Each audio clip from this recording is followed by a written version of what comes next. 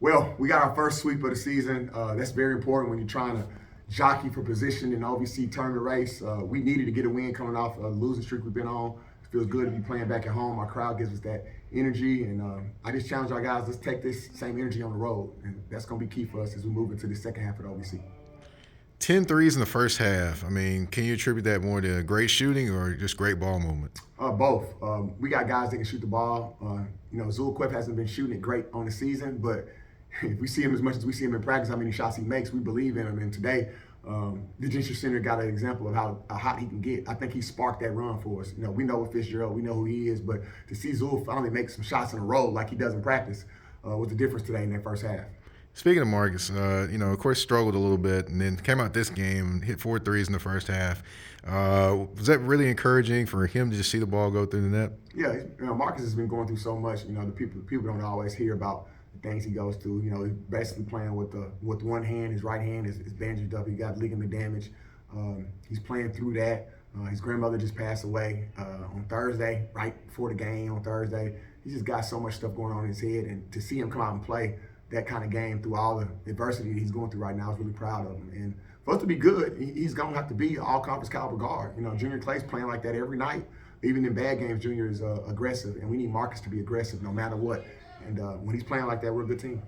And as far as Zion, this is probably his most complete game since he's been back, in my opinion. But what can you just say about his just aggressive play? It seemed like he was in tune with everything going on today. Well, we challenged him. We told him that when we recruited him, what we expected out of him, and he hasn't been living up to the expectation. And a lot of it is because he had a horrific injury earlier this year. I mean, a lot of kids wouldn't even came back as quick as he did off that injury. He basically broke his ankle. His legs swelled up. He was going through a lot. He was on pace. Even in that game, he had 23 points with 9 minutes to go in that game. I mean, he was on pace to get going, and he's finally starting to get his rhythm back. And I was glad for him as well. We had so many guys that played well, but Zion Griffin was preseason all-conference. And today, when you watch us play, you can see why he was preseason all-conference. Now, the challenge is going to be do that every night. It might not be 19-10, but play with that kind of aggressiveness, get downhill, be a monster on defense, rebound the ball. He should get double-figure rebounds every game. And so for us to be good in the second half of the season, we need Zion to be all-conference caliber guy. For them, Childs and Trimble got hot in the second half. Would you attribute that to you guys? Like you always say, we get a big lead and we kind of slack off. Would you talk about that a little bit? You got up 22 and then they came back. Yeah, well, it's college basketball. These guys, Lindenwood's they're a good team. They got good shooters. Chris Childs, we circle. He's a starter for them. He's been coming off the bench lately, and they're very capable. Trimble's an amazing shooter. Every time he shot it looked like it was going in. And credit to those guys. Every time we made a mistake, they made us pay. They went 8 for 12 from 3 in the second half. Got to tip your hat to them. All right, Coach. And then what do you got to do to carry on to next week? Got 2 road games coming up. How do you take this and carry on the next week? What it boils down to is production. Coaching staff, we're doing the same scouting reports, coaching the same. Schemes don't change. Our coverages don't change. We just have to produce. And tonight, we produce. Now, produce on the road. Have the same type of locked-inness and the same urgency. You're looking at the stat sheet, you made 13 threes tonight. Well, we've had games we couldn't even buy a shot. Free throw line wasn't great. 12, well, I'll take 12 for 16 any game. But the last game, we just had, I think David and Don were combined 2 for 8, 2 for 10, something crazy like that. You have to produce. Guys getting double-doubles, Don getting 12 points, Marcus getting 22. Marcus had 3 points last game.